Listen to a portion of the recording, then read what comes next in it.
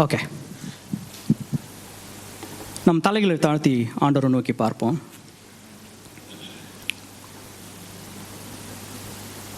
தகப்பன், இந்த மாலை நேரத்துக்காக நன்றி. உம்முடைய வார்த்தை ஜீவனுள்ள வார்த்தை.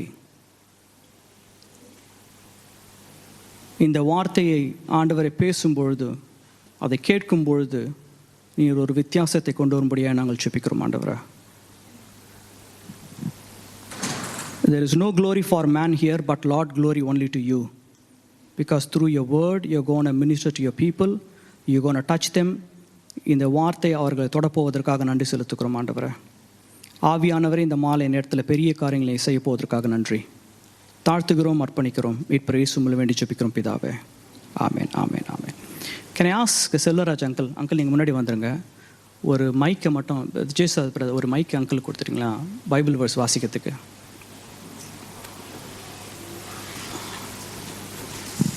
கேபிள் மைக் இருந்தால் கூட okay, cordless. Yeah, thank you.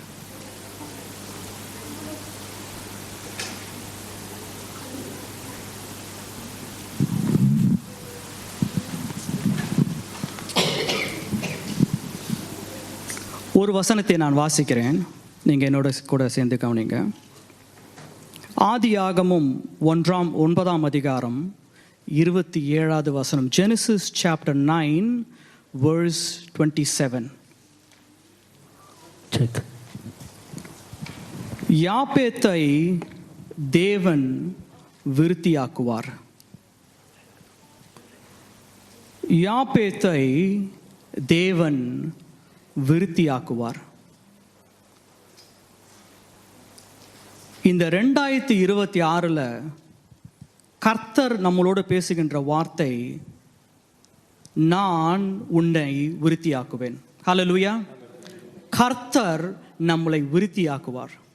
God will extend the territory of each and every one of us here this evening. Amen. Hallelujah. இந்த வார்த்தையை பேசும்பொழுது நீங்க கேட்பது மாத்திரமல்ல, you have to be ready to receive the word. கர்த்தர் உங்களுக்கு ஒரு வார்த்தையை கொடுக்கும் பொழுது you have to claim it. It's not just listening but also claiming it. ஆண்டவர் இந்த வார்த்தை எனக்கு செய்வார் என்பதை நீங்க விசுவாசிக்கணும். அப்போதான் அந்த வார்த்தை உங்க வாழ்க்கையில நிறைவேறும். யாப்பேத்தை தேவன் விருத்தியாக்கினார். நான் சொல்றேன், ஆண்டவர் நம்மளை விருத்தி அடையணும், ஆசீர்வதிக்கணும், பெருக செய்யணும் என்பது நம்மளுடைய வாஞ்சியை மாத்திரமல்ல, இது ஆண்டவருடைய வாஞ்சியுமா இருக்கிறது. இது எப்படின்றத நம்ம வேதத்திலிருந்து 4 காரியங்களை பார்க்க போறோம். பட் இந்த வேர்ல்ட்லி பெர்ஸ்பெக்டிவ் எடுத்து உலகபூர்வமாக எடுத்துக்கினா, now there are experts in every area. There is an expert in mental health. ஒரு காலத்தில் அப்படின்னா என்னன்னே தெரியாது. But there we see there is an expert these days. People go for a counseling because there is a counseling expert. We don't go to everyone and talk about our problem. ஒன்றுத்துக்கும் there is experts, we go and talk to them. Because they are an expert in what they do. அவங்க சொல்லும்போது நம்ம கேட்டுப்போம். இப்போ அதே காரியத்தை வெளியே சொல்லும்போது கேட்க மாட்டோம். But when the doctor says, we listen because we think they know better. அதே மாதிரி பார்த்தீங்களா, you talk about anything, you talk about technology, you talk about business, we want to listen to a person who is very successful in that. If I go and talk about business to somebody, they won't listen because I'm not a successful businessman. But if Elon Musk speaks, everybody will listen because we all know how successful he is. அதே மாதிரி ஆண்டவருடைய வார்த்தையிலிருந்து இன்றைக்கு ஒரு சில காரியங்களை பார்க்க போறோம். இந்த காரியங்களை இவர் மாத்திரம்தான் செய்ய முடியும். No man can do, no businessman can do, no doctors can do, because he is an expert in what he does. When you listen to this evening and says, this is a word for me, and God will fulfill that in your life. So I want you to be very careful in listening to the word. I'm going to finish it in 30 minutes. Just follow me carefully. There are 4 truths we should understand. There are 4 basic truths we should understand. 4 முக்கியமான சத்தியங்களை பார்க்க போறோம். ஒன்று, ஆதியாகமம் 1ஆம் அதிகாரம் 28வது வசனம். Genesis chapter 1 verse 28. பின்பு தேவன் அவர்களை நோக்கி, நீங்கள் பலுகி பெருகி பூமியை நிரப்பி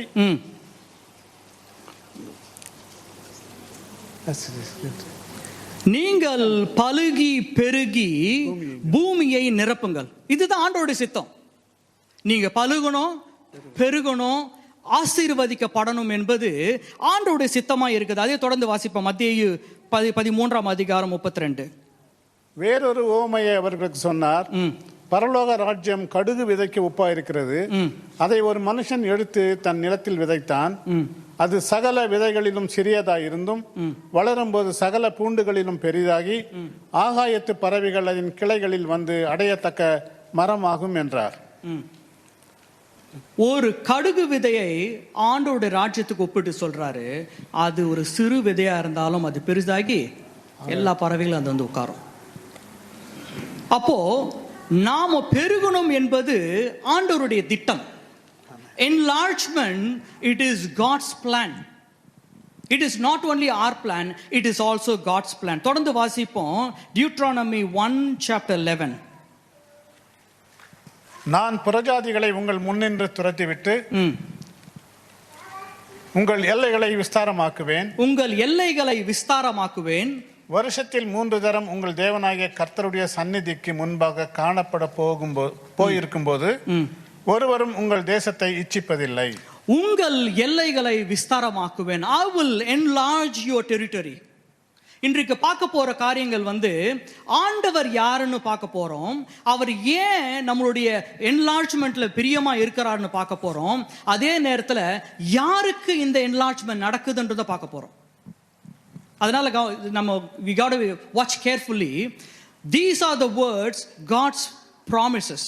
These are the plans God has for you. But at the same time, we're going to look at who is going to receive it. இந்த வார்த்தை யாருக்கு நிறைவேற போதுன்றதை நம்ம பார்க்க போறோம். அதனால அது வாசிக்க அங்கிள் தொடர்ந்து இந்த Deuteronomy chapter 1ல உங்கள் எல்லைகளை விஸ்தாரமாக்குவேன். நம்முடைய எல்லைகளை விஸ்தாரமாப்பது கர்த்தருக்கு பிரியமா இருக்குது. அது அவருடைய வாக்குத்தத்தமா இருக்குது. முன்னாடி பார்த்தோம் இட் வாஸ் காட்ஸ் பிளான். அது அவருடைய திட்டமா இருந்தது. ரெண்டாவது காட்ஸ் ப்ராமிஸ். அது இவருடைய வாக்குத்தத்தமா இருக்கு. தொடர்ந்து வாசிப்போம். யாத்திராகமம் 34:24. Exodus 34:24.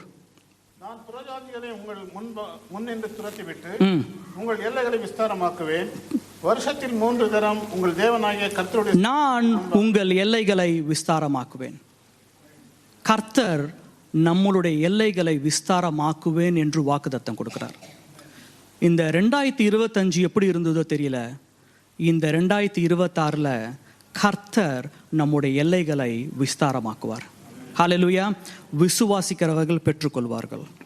தொடர்ந்து 1 Chronicle chapter 4 verse 10 வாசிப்போம்.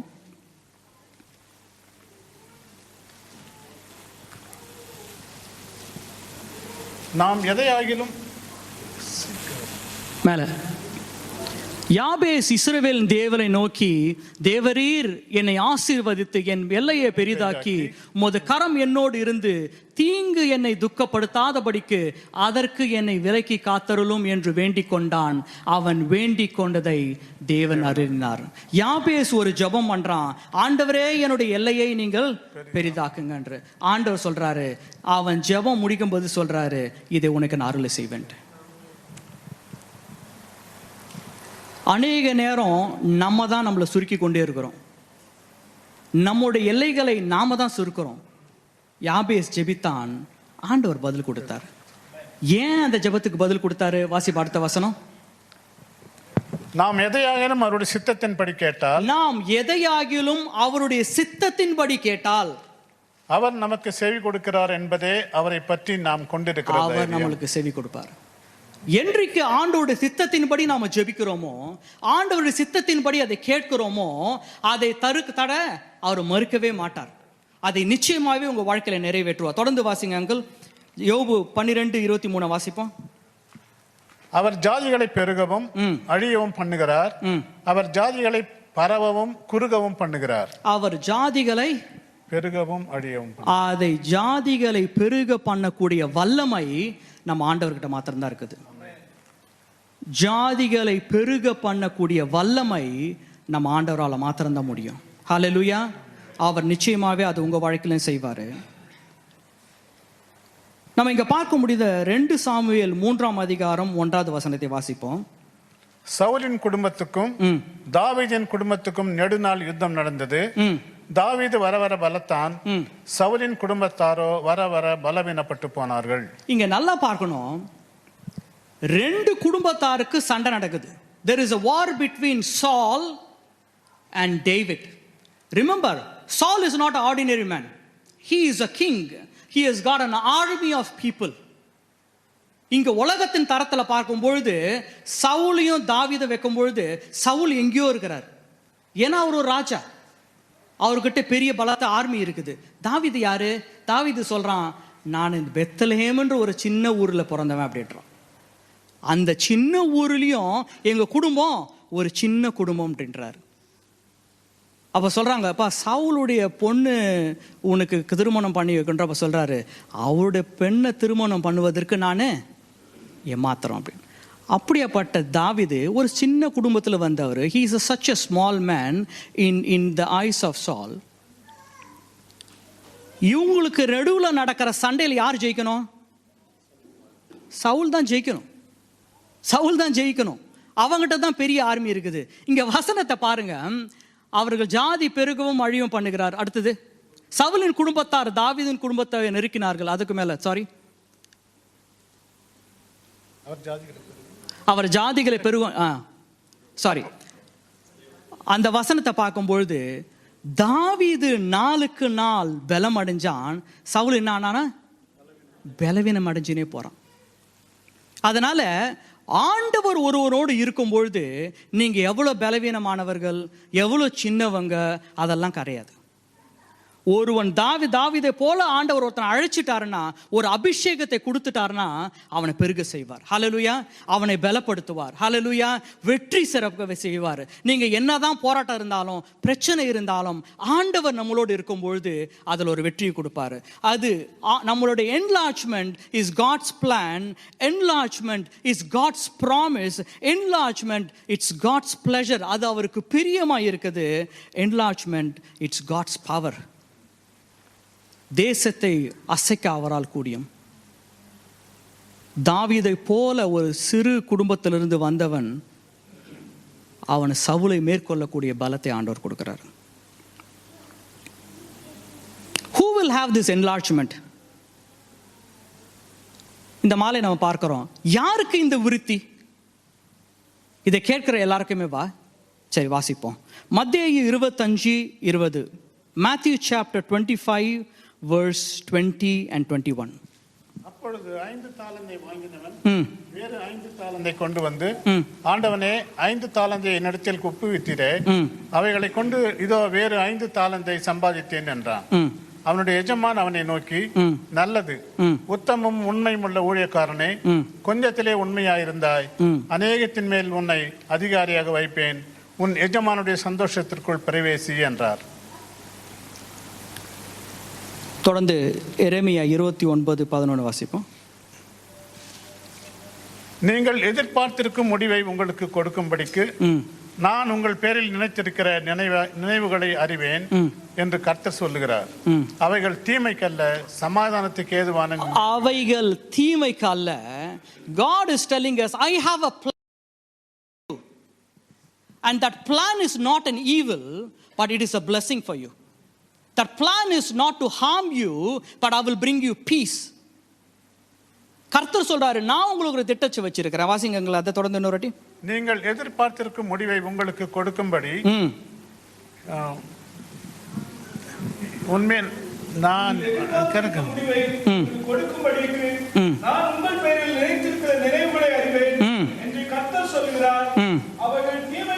அவைகள் தீமைக்கல்ல. ஆமென். ஹல்லேலூயா. ஒரு நாளும் கர்த்தருடைய திட்டம் நம்ம வாழ்க்கையில தீமைக்கே இருக்காது. அதை நன்மையா தான் முடிய செய்வார், அதை ஆசீர்வாதமா தான் முடிய செய்வார். ஹல்லேலூயா. பிசாசு தான் வந்து என்ன சொல்லுவான், நீ அதை பண்ணிட்ட, இதனால உனக்கு இது. ஆண்டவர் சொல்றாரு, my plans for you, I will never harm you, I will always bless you, I have a greater plan for you. அநேக நேரம் சந்தர்ப்ப சூழ்நிலை பார்த்து நம்ம தான் ஆண்டவரை சுருக்கிடுறோம். But he said, I will never harm you, I will bless you. கர்த்தர் ஒரு சராசரி மனுஷனை உயர்த்த முடியும். ஹல்லேலூயா.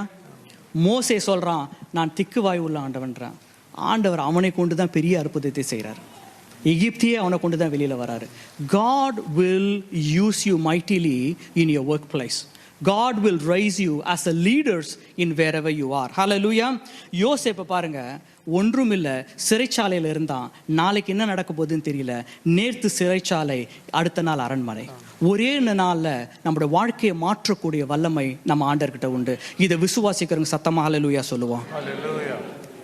தாவீது ஒரு ஆடு மேய்க்கிறவனா இருந்தான்.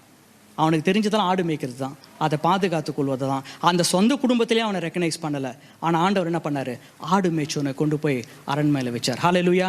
ஒரு சராசரி மனுஷனை உயர்த்த ஆண்டவரால் முடியும். ஹல்லேலூயா. வேலை செய்கிற இடத்துல எப்பவுமே நம்ம என்ன பண்ணுறது? சின்ன சின்ன ப்ரொமோஷனாகவே பார்ப்போம். நான் சொல்கிறேன், 2026 பெருசாகவே யோசிங்க. God will raise you in your workplace. God will raise you in your business. God will raise you in your family. God will raise you in your health. அதை செய்ய அவர் வல்லவராய் இருக்கிறாரு. தானியேலை பார்ப்போம். தானியேல் ஒரு சிறைப்பட்டு கொண்டு போனாரு. அந்த இடத்துல ஆண்டவர் அவனை உயர்த்தி வைக்கிறாரு. நம்மளை ஆசீர்வதிக்காம, நம்மளை உயர்த்தாம ஆண்டவர் யாருக்கு செய்ய போறாரு? யாருக்கு செய்ய போறாரு? இந்த ஆசீர்வாதங்களை கொடுப்பதில் ஆண்டவர் பிரியமாக இருக்கிறார். ஆனால் இப்போதான் ஒரு கண்டிஷன் இருக்குது. வாசிப்ப திரும்ப மத்தேயு 25:20. Matthew chapter 25:20. அப்பொழுது 5 தாலந்தை வாங்கினவன் வேறு 5 தாலந்தை கொண்டு வந்து, ஆண்டவனே, 5 தாலந்தை என்னிடத்தில் ஒப்புவித்தீரே, அவர்களை கொண்டு இதோ வேறு 5 தாலந்தை சம்பாதித்தேன் என்றார். ஆண்டவர் 5 தாலந்தை ஒருத்தன்கிட்ட கொடுக்கிறார். கொடுத்து என்ன சொல்றாரு? இதை உங்ககிட்ட நான் கொடுக்குறேன்னு சொல்றாரு. திருப்பி வரும்போது அவன் என்ன பண்ணா? 5 + 5 எவ்வளோ? 10. என்ன சத்தமா சொல்லுங்க, அதுலயே டவுட்டா இருக்கு. 5 + 5, he has already doubled it. Whatever God has given, he has doubled it. அடுத்து தொடர்ந்து வாசிப்போம். அவனுடைய எஜமான் அவனை நோக்கி, நல்லது, உத்தமமும் உண்மையுமான ஊழியக்காரனே, கொஞ்சத்திலே உண்மையாய் இருந்தாய், அநேகத்தின் மேல் உன்னை அதிகாரியை வைப்பேன், உன் எஜமானுடைய சந்தோஷத்துக்குள் பிரவேசி என்றான். அவனுடைய எஜமான் அவனை நோக்கி, நல்லது, உத்தமமும் உண்மையும் உள்ள ஊழியக்காரனே, கொஞ்சத்தில் உண்மையாய் இருந்தாய்.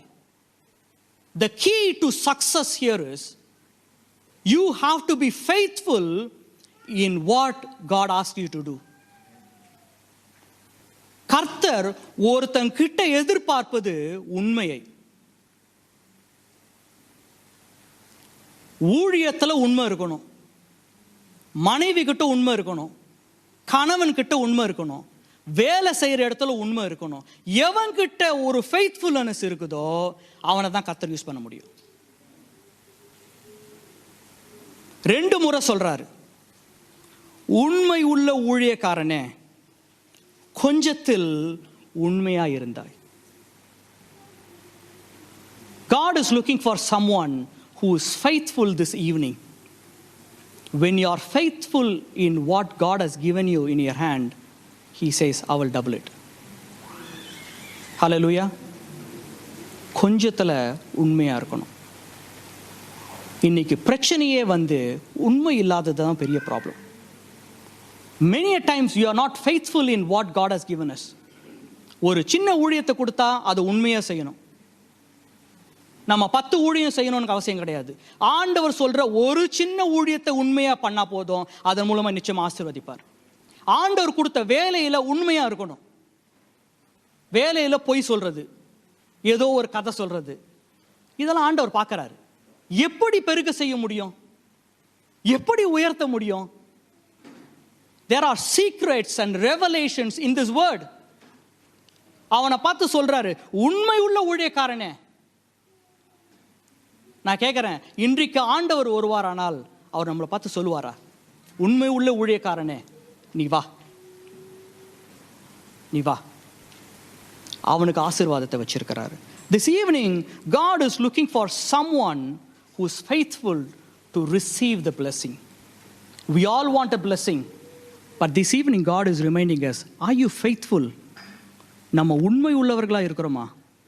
குடும்பத்தில் உண்மையாக இருக்கிறோமா, வேலையில் உண்மையாக இருக்கிறோமா, கொடுத்த ஊழியத்தில் உண்மையாக இருக்கிறோமா, இல்லை பொய்களை பேசி ஏமாற்றி கொண்டு இருக்கிறோமா? நம்ம உண்மையாக இருக்கும்பொழுது அவர் 5 தாளந்தை 10 தாளந்தை மாற்ற பலனை கொடுப்பார். தேவனுடைய ராஜ்யத்துக்குள்ளாக அவருடைய சுதந்திரத்துக்குள்ளாக கொண்டு போவார். ஹல்லேலூயா. அடுத்த வார்த்தை வாசிப்போம். மத்தேயு 13:23. Matthew chapter 13 verses 23. அவர் ஜாதிகளை பெருகவும் அழியவும் நல்ல நிலத்தில் வாசிங்க அது.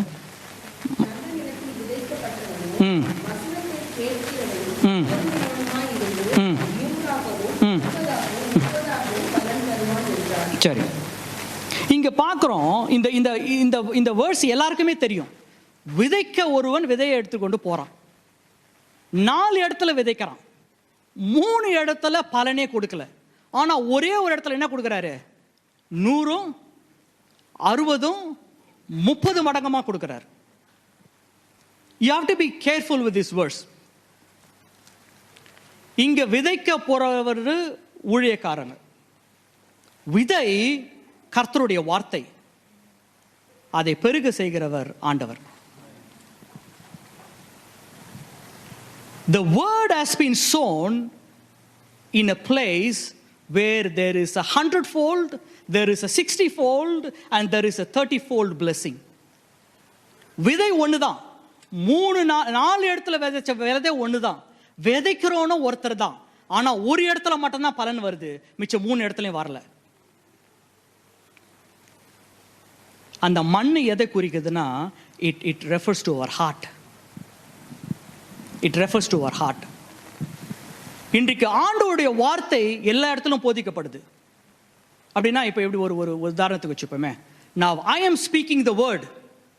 People on my right is listening. People on my left is listening. People on that corner is listening. People outside is listening. Everywhere it's the same word. But there is one place the people are blessed more. You know why? There is an enlargement needed in our heart. நம்ம இருதயம் விருத்தி அடையப்படணும். If our heart is not prepared, there is nothing wrong with the seed. There is nothing wrong with the sower. But it is a problem with the heart. விதை ஒன்று தான், விதைக்கிறவன் ஒருத்தன் தான். ஏன் விளையுது இல்லைன்னா, நம்முடைய இருதயம் இன்னும் மாற்றப்படலை. This evening the question is, how is your heart? Is it been crooked? It is cunning? Or it has been enlarged by Christ? எவனோட இந்த இருதயத்தை ஆண்டவர் பண்படுத்துறாரோ, என்லார்ஜ் பண்றாரோ, அங்கதான் விருத்தி அடையும்.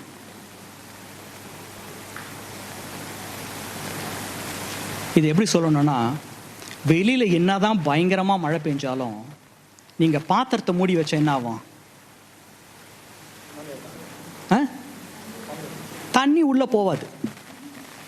நீங்க எவ்வளவு பெரிய பாத்திரம் வேணா வைங்க, பயங்கரமான மழை பெய்யட்டும், பயங்கரமான இடி மழை பெய்யட்டும், புயல் அடிக்கட்டும், நீங்க பாத்திரத்தை மூடி வச்சா அதுல தண்ணி போவே போவாது.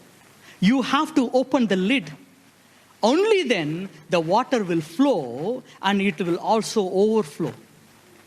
நம்முடைய இருதயத்தை மூடி வச்சிக்கினா என்னதான் வசனத்தை சொன்னாலும் அதுல பிரயோஜனம் கிடையாது. If your heart is ready to receive the word, that's where you will be blessed and that's where you will be a blessing for others. Hallelujah. இன்றைக்கு கர்த்தர் இருதயத்தை மாற்றணும்னு பார்க்கிறார். He not only wanted to enlarge our territory, he wanted to enlarge our heart. Only when the heart is enlarged, the seed will be sown and there will be 100-fold, there will be a 60-fold and there will be a 30-fold blessing. அந்த வார்த்தை உள்ள போனாதான் ஆசீர்வாதத்தை பார்க்க முடியும். அநேக நேரம் நம்ம ஆண்டவர் பாத்திரத்தை கொடுத்துட்டாரு, மழையும் பெஞ்சு கொண்டே தான் இருக்குது. பிரச்சனை, நம்ம பாத்திரத்தை மூடி வச்சுட்டோம். எப்படி ஆசீர்வாதம் உள்ள வர முடியும்? அப்போஸ்தலர் 17:11, Acts chapter 17 verse 11.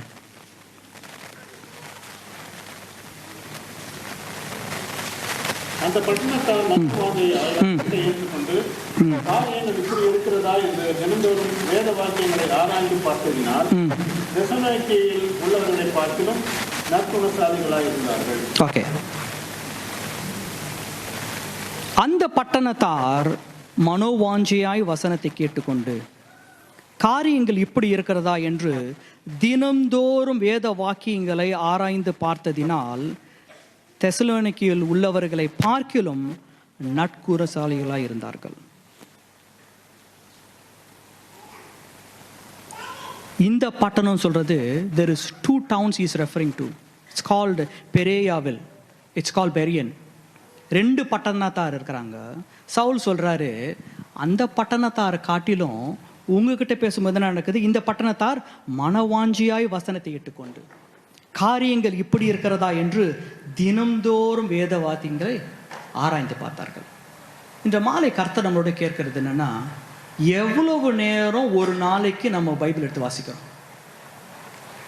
2 பேருக்கும் தான் போதிக்கப்பட்டாரு, 2 பட்டணத்திலையும் பேசினாங்க. ஒரு பட்டணத்தார் அதை பெருசா கேட்கல, இன்னொரு பட்டணத்தார் காரியங்கள் இப்படி இருக்கிறதா என்று வேத வசனத்தை தினந்தோறும் ஆராய்ந்து பார்த்தார்கள். Only when you start reading the word, meditating the word, there will be a blessing. But the question is, how long are we meditating God's word every day? கர்த்தருடைய விருத்தி ஆக்கணும் நம்மளுக்கு வேணும், ஆசீர்வாதங்கள் வேணும், பெரிய காரியங்களை செய்வார், எந்த சந்தேகமும் கிடையாது. கர்த்தர் கேட்குது, எவ்வளவு நேரம் ஒரு நாளைக்கு நம்ம வேத வசனத்தை வாசிக்கிறோம்? We have no time for God, but we only wanted a blessing. It doesn't work. It doesn't work. அவர் நம்மளை ஆசீர்வதிக்க ஆயத்தமா இருக்கிறாரு. நாம பெருகணுன்றதுல எந்த சந்தேகமும் கிடையாது. He will never cause any harm to you. He will never cause any evil to you. But now he is asking, are you reading my word? இந்த புத்தக சுருள்ல இருக்கிற எல்லா ஆசீர்வாதங்களும் வரணும்னா அதை வாசிக்கணும், அதை வாசிக்கணும். இன்றைக்கு பிரச்சனையே we are so busy, we so caught up with everything. பயங்கர பிஸி. நம்ம தாவீதை விட பிஸி ஆயிட்டோம், தானியேலை விட பிஸி ஆயிட்டோம். we are extremely busy. ஆண்டவருக்கு தான் டைம் கொடுக்கல. but we want a healing, we want a deliverance, we want a house to buy, we want another house to buy, we want a promotion. All this is fine. There is nothing wrong.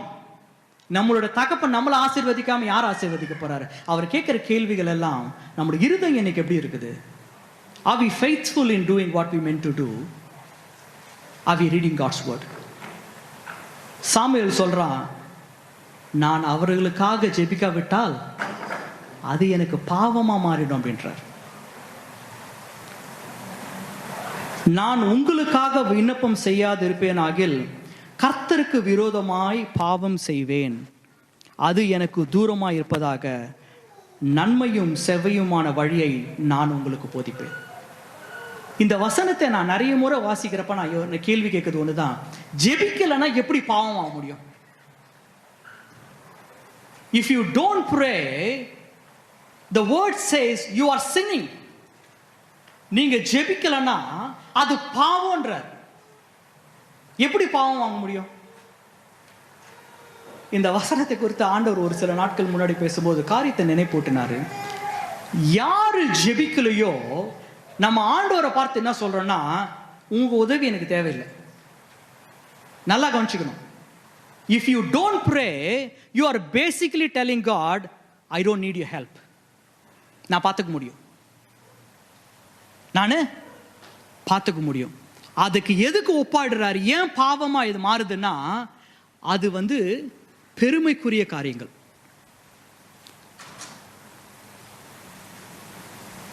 இப்போ George brother என்கிட்ட ஒரு விஷயம் சொல்றாரு, brother மழை வருது, வீட்டு மேலே இதெல்லாம் நீங்க பார்க்கணும். நான் சொல்றேன், அதெல்லாம் எனக்கு தெரியும், நான் பார்த்துக்கிறேன், உங்க உதவி எனக்கு தேவையில்லை. இப்போ அவர்கிட்ட நான் பேசுறதுன்னு வச்சுக்கோங்க. அப்போ நான் என்ன சொல்றேன்னா, எனக்கு தெரியும் என்ன பண்ணணும்ட்டு, உங்க உதவி எனக்கு தேவையில்லை. இதை ஆண்டவர் எப்படி பார்க்கிறாரு, இதை பரலோகம் எப்படி பார்க்குதுன்னா, இதை பெருமையா பார்க்குது, இதை பெருமையா பார்க்குது. நம்ம சொல்றோம் டயர்ட் ஆயிடுச்சு ப்ரேயர் பண்ணலன்னு, நம்ம சொல்றோம் பிஸியா இருந்தோம் ப்ரேயர் பண்ணலன்ட்டு. சாமுவேல் சொல்றான், அவர்களுக்காக நான் ஜெபிக்காவிட்டால் அது என்ன ஆகுமா? அது பாவமா மாறிடும்ன்றார். சாமுவேல் தீர்க்கதரிசி சொல்றாரு, அவ்வளோ பெரிய ஒரு தீர்க்கதரிசி சொல்றாரு, நான் அவர்களுக்காக ஜெபிக்காவிட்டால் அது பாவமா மாறிடும். இன்றைக்கு கேள்வி என்னன்னா, நம்ம அனுதினமும் ஆண்டவர்கிட்ட போய் ஜெபம் பண்றோமா, இல்லை சொல்றோமா எனக்கு தெரியும் நான் பார்த்துக்கிறேன். நாம ஜெபிக்கலன்னா அதை தான் சொல்றோம், அதை தான் சொல்றோம். பிசாசு இதை தான் பண்ண. என்ன சொன்னா, நான் பரத்துக்கு ஏறுவேன், அவருக்கு மேலாக உட்காருவேன், ஏன்னா அவர் எனக்கு தேவை கிடையாது. இன்றைக்கு கேள்வி, நம்மளுடைய அப்பா நம்மளோட பேசணும்னு சொல்லி காத்து கொண்டு இருக்கிறார், நம்மளை ஆசீர்வதிக்கணும் காத்து கொண்டு இருக்கிறார், ஒரு ஹீலிங்கை கொடுக்கணும்னு காத்து கொண்டு இருக்கிறாரு, ஒரு விடுதலை கொடுக்கணும்னு காத்து கொண்டு இருக்கிறாரு, வேலையில ஒரு உயர்வை கொடுக்கணும்னு காத்து கொண்டு இருக்கிறாரு, உங்களுக்காக பெரிய கதவுகளை திறக்கணும்னு காத்து கொண்டு இருக்கிறாரு. ஆனா நம்ம அவரை பார்த்து என்ன சொல்றோம்னா, உங்க உதவி எனக்கு தேவையில்லை. நம்ம இன்னைக்கு பாட்டு அழகா பாடணும், அவருக்கு நம்ம உதவி தேவை கிடையாது, நமக்கு அவர் உதவி ஒரு நிமிஷமும் வேணும், ஒவ்வொரு நிமிஷமும் வேணும். ஆனா அவருக்கு நம்ம உதவி தேவை கிடையாது. Now the question is, are we neglecting him every day, or are we telling God, I need you every part of my life? நான் ஜெபிக்காவிட்டால் பாவமா மாறிடும். இன்னைக்கு ஒரு சிலரோட வாழ்க்கை பார்த்தீங்கன்னா, எங்க ஆரம்பிச்சாங்களோ அங்கேயே நின்று இருப்பாங்க. அவங்களோட வாழ்க்கையில ப்ராக்ரஸே இருக்காது. அவங்க கூட வந்தவங்கலாம் progress ஆயிருப்பாங்க. Some people's life will be stagnant. You know why? There is a pride in their prayer. There is a pride in them saying, I know what to do. Until you change, God will still wait for you. அவர் சொல்லுவாரு, என்னைக்கு நீ என்கிட்ட வரியோ, when you humble yourself and come to your presence, I will change your life entirely. நீ இழந்த வருஷங்களை he will cope up with the years. You will catch up through the years. But the question is, are you willing to humble yourself and pray? Are you willing to humble yourself and pray? நொறுங்கின இருதயம் வேணும். We need to have a broken heart. When you go to God's presence, you can't go, I am educated, I've got a job, I've got a car, I've got a house, I've got a beautiful country here, I've got a citizenship, I've got nothing. நான் சொல்றேன், everything that we have is nothing we earned, we received. நாம வச்சிருக்கிறது எல்லாமே அவரிடத்து பெற்றுக்கொண்டது. அவர்கிட்ட போகும்பொழுது உடைந்த ஒரு உள்ளத்தோட தான் நமக்கு போகணும். We need to go with a broken heart in his presence to say, Lord, thank you. Thank you. It is not my degree. It's not my qualification. நான் சொல்றேன், நம்மளை விட படிச்சவங்க இன்னும் கஷ்டப்பட்டு கொண்டிருக்கிறாங்க, நம்மளை விட திறமைசாலிங்க கஷ்டப்பட்டு கொண்டிருக்கிறாங்க. கர்த்தர் நம்மளை கொண்டு வந்து இங்க ஆசீர்வதிச்சிருக்கிறார்னா அது அவருடைய கிருபை. It is purely his grace. It is purely his mercy. ஆனா என்ன பண்றோம், கொஞ்சம் கால நாட்கள் ஆசீர்வாதம் பார்க்க பார்க்க பார்க்க ஆண்டவர் விட்டு தூரம் போயினே இருக்கிறோம். We are become busy. We have no time for a prayer. Our heart is not humble anymore. ஒரு காலத்துல வேணுன்றப்ப அழுது ஜெபித்தோம், PR வேணுன்றப்ப அழுது ஜெபித்தோம், வீடு வேணுன்றப்ப அழுது ஜெபித்தோம், பிள்ளைகள் வேணுன்றப்ப அழுது ஜெபித்தோம். Where is that heart now? Where is the humbleness? It is filled with pride many times. It is time to reset ourselves in 2026. Our first and most priority is our time with our God. ஆண்டவரோட பிரசன்னத்துல இருக்கிற டைமை நீங்க எதோடமே compromise பண்ணிடாதீங்க. அதுதான் ஆசீர்வாதம், அதுதான் உங்களுக்கு பாதுகாப்பு. அவருடைய பிரசன்னம் தான் பலனே. அவருடைய வார்த்தை கொண்டு தான் நம்மளோட பேசுவார். இதை காம்ப்ரமைஸ் பண்ணிட்டு நம்ம எவ்வளவுதான் ஓடி சாதிக்கணும்னு நினைச்சாலும் அதுல ஒரு ஆசீர்வாதமும் வராது. இதுல ஒரு விஷயம் நீங்க கேர்ஃபுல்லா இருக்கணும். ஆண்டவர் இல்லாம பணம் சம்பாதிக்க முடியும், ஆண்டவர் இல்லாம வீடு வாங்க முடியும், ஆண்டவர் இல்லாம கார் வாங்க முடியும். நம்மளை காட்டி இப்போ பொலிட்டிஷியன்லாம் பார்த்தீங்களா டன்னு கணக்கில் வச்சுன்னு இருக்கிறாங்க, கோல்டும் பணமும். பட் ரிமெம்பர், ஆண்டவர் சொல்றாரு, நான் ஒருவனுக்கு ஆசீர்வாதத்தை கொடுக்கும் பொழுது அதோட வேதனையை நான் கொடுக்க மாட்டேன்றார். அப்படின்னா ஆண்டவர் ஒரு ஆசீர்வாதத்தை கொடுத்தா அதை அனுபவிக்க பலனை கொடுப்பார், அதை நம்ம சந்தோஷமா அனுபவிக்க கொடுப்பார். நல்லா சாப்பிட்டு படுத்தா நைட் எப்படி வரும், குழந்தை மாதிரி தூங்க முடியும். நாளைக்கு ஐடி ரெடி வருமா, இந்த பிரச்சனை வருமா, இப்படின்னா ஒன்றும் கிடையாது. ஏன் தெரியுமா, அவர் ஆசீர்வாதத்தை கொடுக்கும்பொழுது அதோட வேதனையை கூட்ட மாட்டேன்றார். ஹல்லேலூயா. இன்றைக்கு we might not be a multi-millionaires, but I tell you, we are all blessed by Jesus Christ. Every one of you sitting here are blessed by you. அதனால தான் அநேக பாடுகள் உண்டு, பிரச்சனைகள் உண்டு. ஆனால் நமக்கு ஒரு தைரியம் உண்டு. அவர் நம்மளோடு இருக்கிறார். அவர் ஒரு நாள் நம்மளை கைவிட மாட்டார்.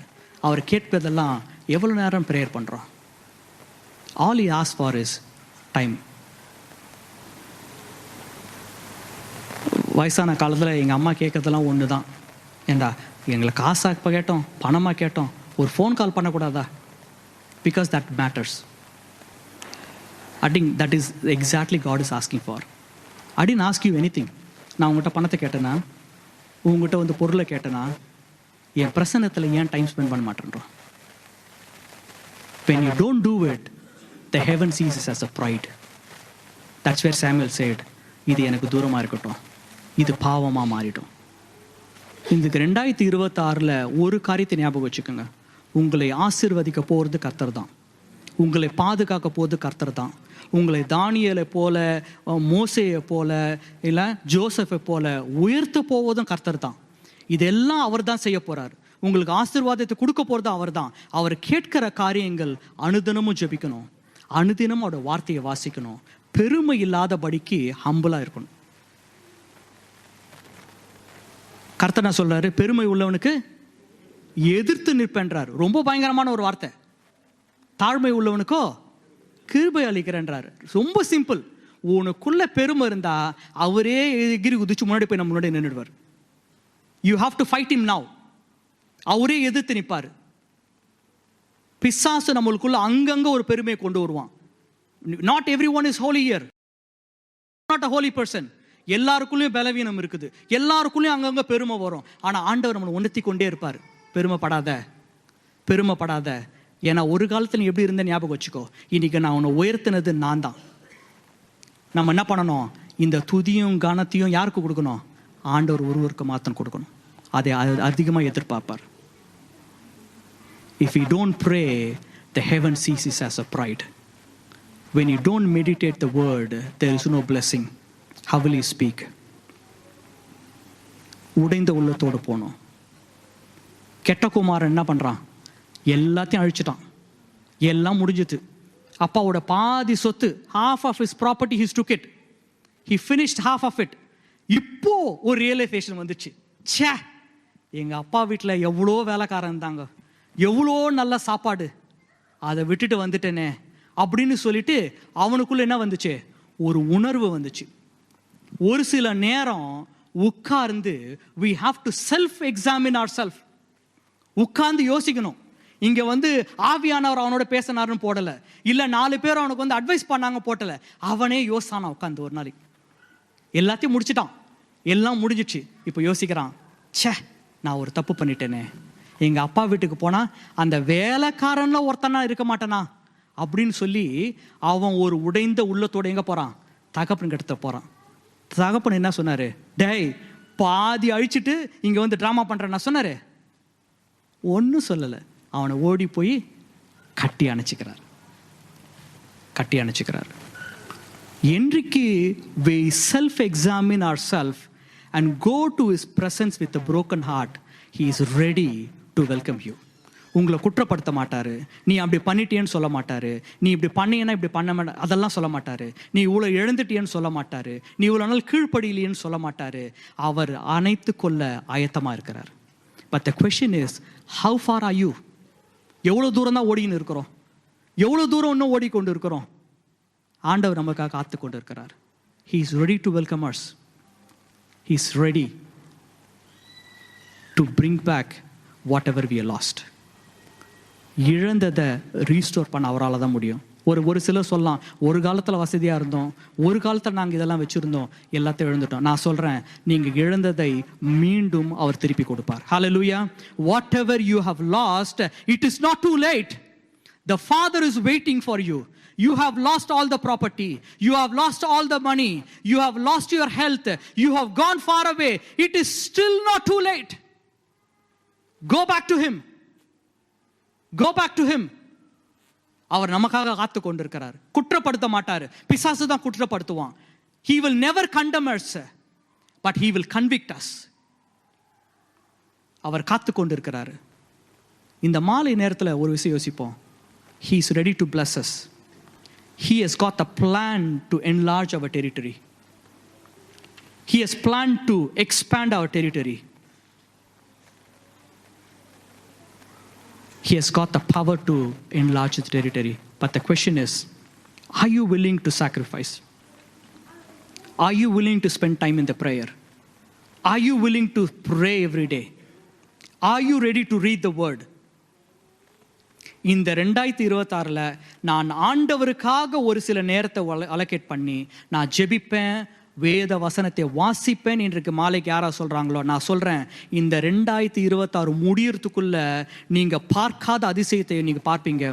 உங்களால் எண்ணி முடியாத அதிசயங்களை பார்ப்பீங்க.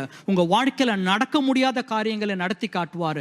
நீங்கள் இழந்ததை மீண்டும் திருப்பி கொடுப்பார். இதை விசுவாசிக்கிறவங்க மட்டும் கரங்களை தட்டி ஆண்டவருக்கு நன்றி செலுத்துவோம்.